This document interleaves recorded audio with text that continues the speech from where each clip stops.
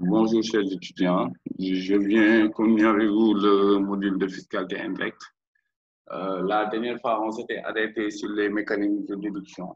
Pour vous dire que, en fait, la déduction de la TVA n'était pas automatique. Cette déduction, en fait, était tributaire de conditions. Il y avait des conditions de fond, il y avait des conditions de forme et il y avait des conditions de délai. Et d'autre part, il y avait des restrictions qui sont prévues par la loi. Maintenant,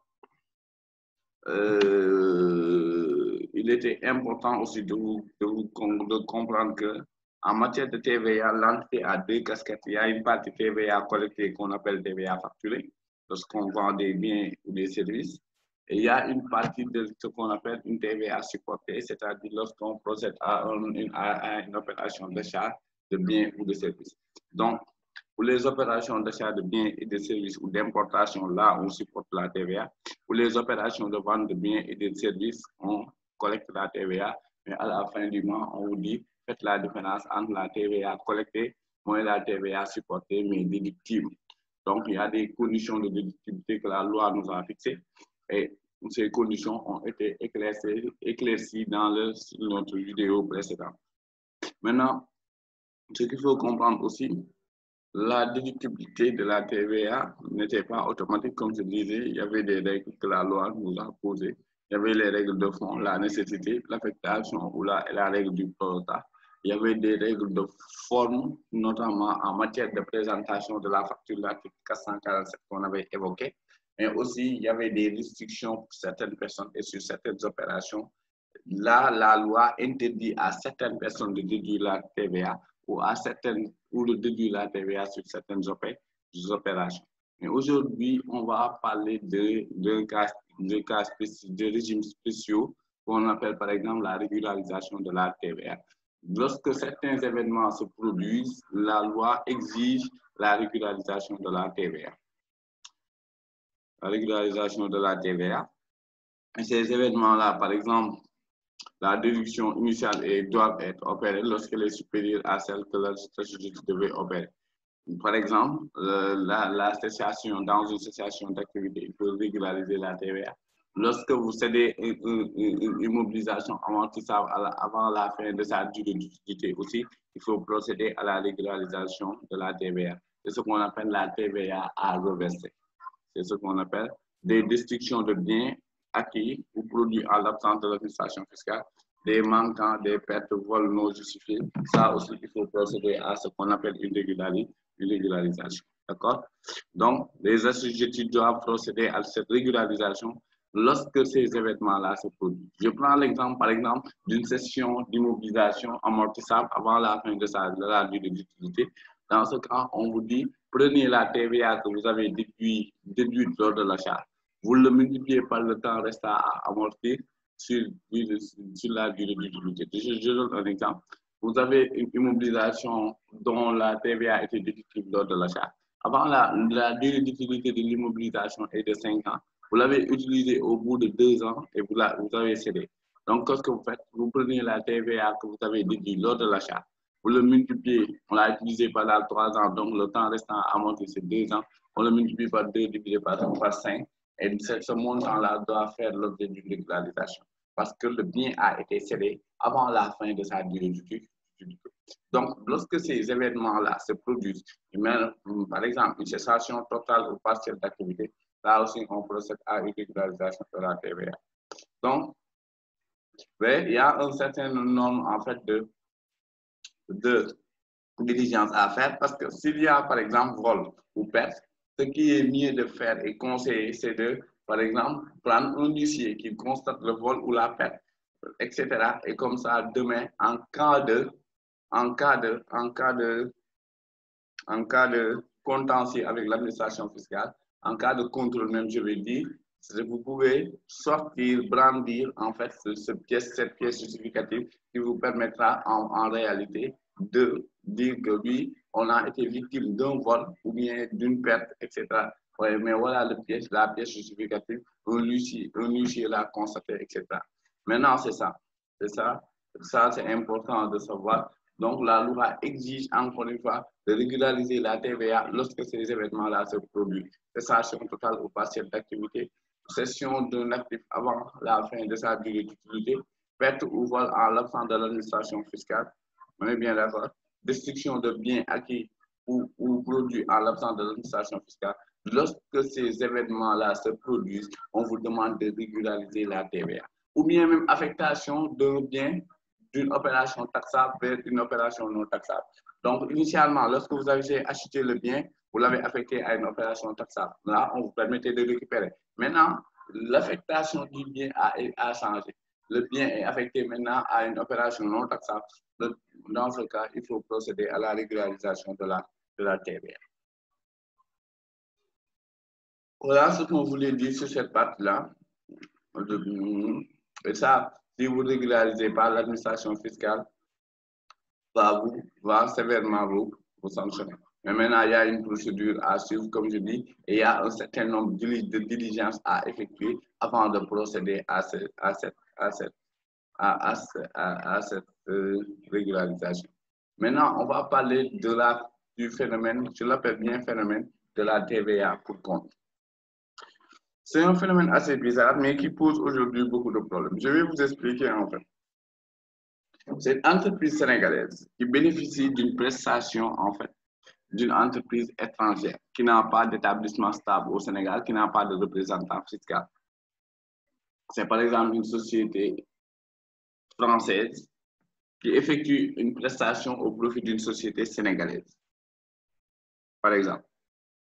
Et cette société française n'est pas établie au Sénégal, n'a pas d'établissement stable ni de représentant fiscal.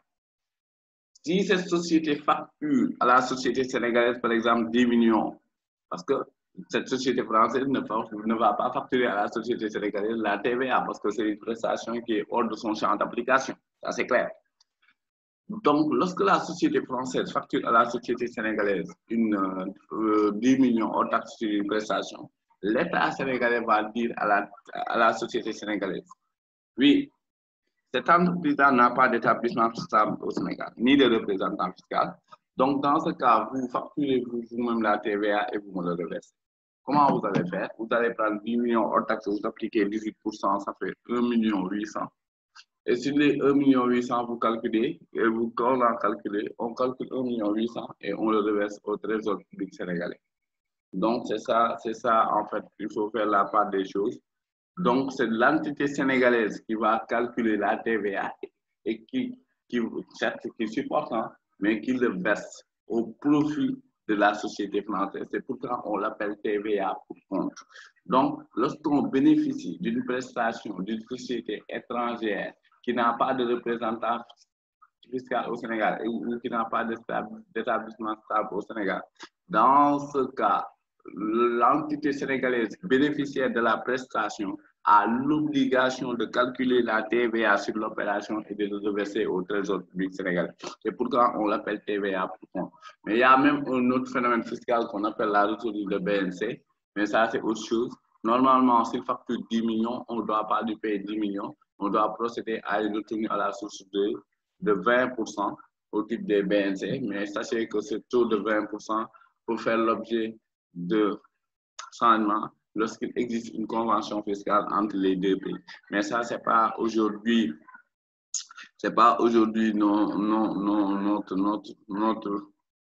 notre point de discussion. Le point de discussion ici, c'est la TVA pour compte. Donc, les prestations de services donnant lieu à paiement ou d'autres rémunérations au profit de non-résidents sont imposables à la TVA au Sénégal, soit parce qu'ils sont exécutés ou soit parce qu'étant exécutés dans un autre pays, elles sont utilisées au Sénégal.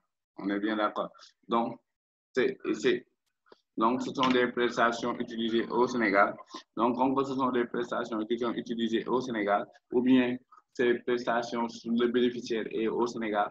Si le prestataire n'a pas de représentant fiscal au Sénégal, on va dire à l'entité sénégalaise de calculer la TVA sur cette opération et de le reverser à l'administration fiscale.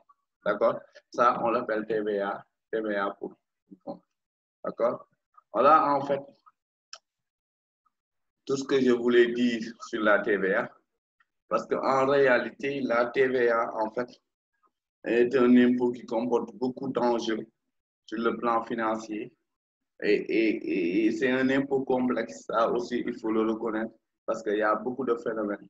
Mais j'attire votre attention, notamment sur le champ d'application. J'attire aussi votre attention, par exemple, sur le champ d'application, sur tous les mécanismes de déduction qui posent énormément de problèmes, notamment les règles de fonds, la nécessité, l'affectation et le prorata qui posent énormément de problèmes.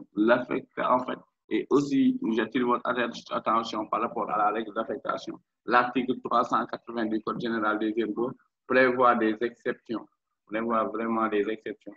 Et cet article 380, donc cet article prévoit des exceptions, il faut bien mettre en l'exergue un certain nombre d'éléments. D'accord?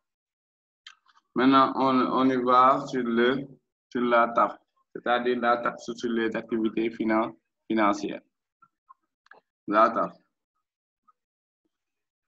Le champ d'application. La TAF, en fait, la TAF a été instituée en 2012 en remplacement de la TOB, de la taxe sur les opérations bancaires. Parce qu'aujourd'hui, là, on avait dit que la TOB était un impôt un peu réducteur et qui se limitait qu'à taxer les opérations bancaires. Et on s'est dit que ça, c'était pas une bonne pratique. Il fallait supprimer la TOB et mettre en place un impôt dont le champ d'application était beaucoup plus élargi. C'est pourquoi la taxe s'est substituée à la TOB par la loi 2012 du 31 décembre 2012. Si vous regardez l'article 400 du Code général des impôts, l'article 400 nous donne quand même le champ d'application de la TOB et de la taxe sur les activités financières, autant pour moi, qui touche toutes les rémunérations perçues sur les opérations financières réalisées au Sénégal, notamment les commissions, les intérêts perçus sur les crédits prêts, avances, engagements par signature, les transferts d'argent à l'exclusion du mandat postal. Mais quelles sont les personnes qui sont assujetties? Les banques et les établissements financiers agréés, les personnes physiques ou morales réalisant des opérations d'intermédiation, les personnes physiques ou morales réalisant des opérations de transfert d'argent et les opérateurs de change. Même dans les opérations de change aujourd'hui, il y a ce qu'on appelle la TAF. Sur un transfert d'argent, par exemple, Orange Money, Free Money, etc., sur les frais de transfert que vous payez, il y a la taxe sur les activités financières. Sur un transfert Orange Money, je pense, je ne sais pas, de 5 000, c'est 350, je pense. Sur les 350 là, il y a réellement la taxe sur les activités financières qu'on applique. Donc, c'est un impôt, en fait, qui a remplacé la TOB, qui avait un champ d'application beaucoup plus élargi. La TAF a un champ d'application beaucoup plus élargi. Mais maintenant, ce qu'il faut comprendre aussi, la TAF touche toutes ces opérations-là, les opérations effectuées par les banques, les opérations d'intermédiation, les opérations effectuées par les systèmes financiers décentralisés, les opérations de change, les opérations de transfert d'argent, etc. Donc, la TAF englobe tous ces éléments. C'est pourquoi c'est un impôt extrêmement important à comprendre. Aussi, les exonérations à la TAF. Il y a les exonérations, notamment les intérêts sur prêt généralement et commissions consenties à l'État. Les intérêts sur commission pour les opérations de collecte de la distribution pour les SFD, ça il faut le comprendre parce que les SFD en réalité, on les met en place en fait pour surtout le financement du secteur informel. C'est pourquoi les SFD généralement bénéficient de plus d'une souplesse fiscale, parce que généralement, on leur permet en fait d'avoir beaucoup plus de ressources pour financer ce secteur-là.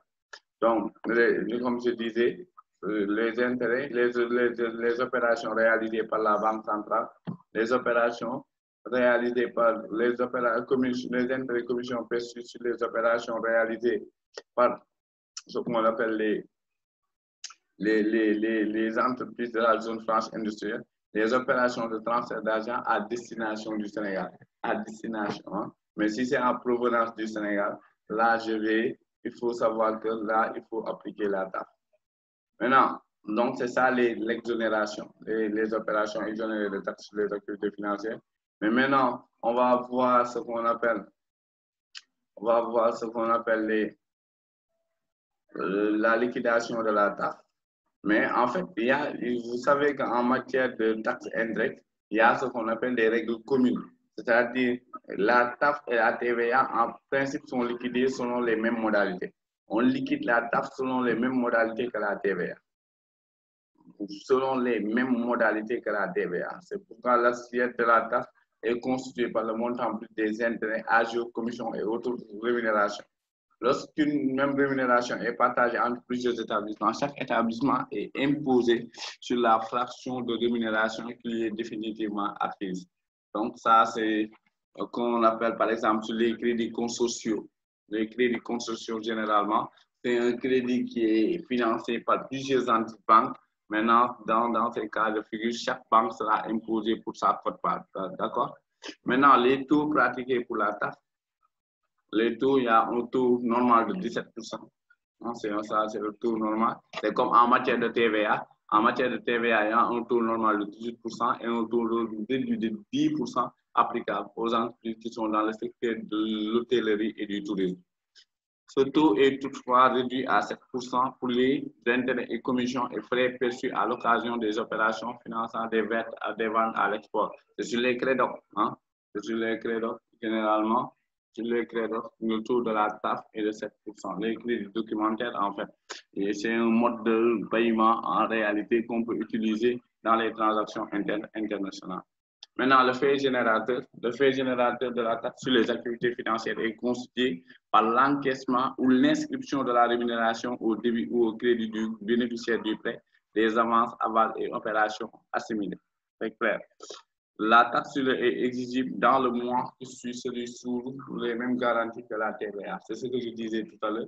Il y a des règles communes, en fait, entre la TAF et la TVA. Maintenant, c'est à vous de comprendre que sur ces règles communes, généralement, on vous dit que la TAF est déductible dans les mêmes conditions que la TVA. Donc, là-bas aussi, il faut comprendre, il y a une TAF supportée et une TAF collectée. Pour pouvoir déduire la TAF supportée, il faut a priori collecter la TAF. D'accord? Donc, la déclaration et le recouvrement est dans les mêmes garanties que la TVA. Le non-respect des règles est sanctionné comme en matière de taxe sur la valeur ajoutée. Donc, ce sont des dispositions communes qu'il faut comprendre et répertorier. Donc, voilà en fait les taxes indirectes.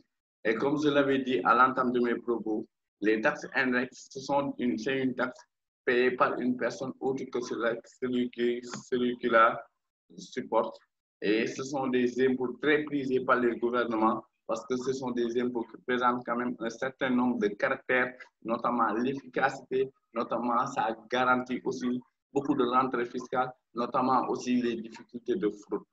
Parce qu'en matière de TVA, par exemple, pour pouvoir déduire la TVA supportée, il faut présenter une facture. Donc, la présentation de la facture va nous permettre de faire tous ces éléments. D'accord? Donc, là, il y a ce qu'on appelle les exonérations dans la taxe. Ça aussi, c'est important de le savoir. Il y a les opérations réalisées par la Banque centrale. Tout ça sont des éléments qui sont extrêmement importants à définir. D'accord? Et maintenant, le fait générateur et exigibilité, ça aussi, c'est important. Là c'est déclaration et recouvrement. Ça aussi, c'est important de le savoir. C'est un point extrêmement important. Maintenant, ce qu'il faut comprendre aussi, il y a ce qu'on appelle les taxes spécifiques ou droits d'assises. C'est ça aussi, on les classe dans la partie des impôts indirects. Pourquoi? Parce qu'une taxe spécifique, comme son nom l'indique, ce sont des taxes appliquées sur des produits. Généralement, pour dissuader le consommateur à les prendre, soit ces taxes ont un caractère nocif à la santé, ou bien ces taxes-là ont un caractère nocif à l'environnement. C'est par exemple la cigarette, c'est par exemple la cola, c'est par exemple les boissons alcoolisées, etc., ou les produits dépigmentants. L'État vous dit, si ces taxes-là, en plus de la TVA, vous allez supporter ce qu'on appelle une taxe spécifique ou droit d'assises. Et ces taxes spécifiques ou droit d'assises, ce sont des dispositions, les taux sont fixés par des dispositions de l'UEMOA qui, a priori, nous montrent en fait comment on doit taxer. Par exemple, sur les cigarettes, il y a une taxe spécifique de 50%. Sur la cola, sur le café, il y a 3% de taxes spécifiques, etc. Mais ces taxes spécifiques font partie de la base de calcul de la TVA. Je donne un exemple simple. Si, par exemple, une usine veut vendre, par exemple, du café, à 1000 francs hors taxe. Pour calculer la TVA, il faut d'abord calculer le montant de la taxe spécifique. Sur le café, la taxe spécifique, c'est 3%. Donc, on va prendre 3% de 1000 francs, ça fait 1030 francs. Et ce sont les 1030 francs qui vont nous servir de base de calcul de la TVA. Donc, il faut aussi comprendre que ces taxes spécifiques ou droits d'assises sont des taxes qui sont mises en place par l'État en vue de dissuader le consommateur à prendre ces produits parce que très souvent, ils sont nocifs à la santé ou à l'environnement. Ça aussi, c'est un point d'échappe que j'aimerais beaucoup insister parce que ça va, a priori, nous permettre de comprendre que ces taxes spécifiques ou droits d'assises sont des éléments, en fait, qui font partie de la fiscalité indirecte. Merci de votre attention. On va se retrouver sur la séance vidéo pour apporter beaucoup plus de précision sur ces éléments-là.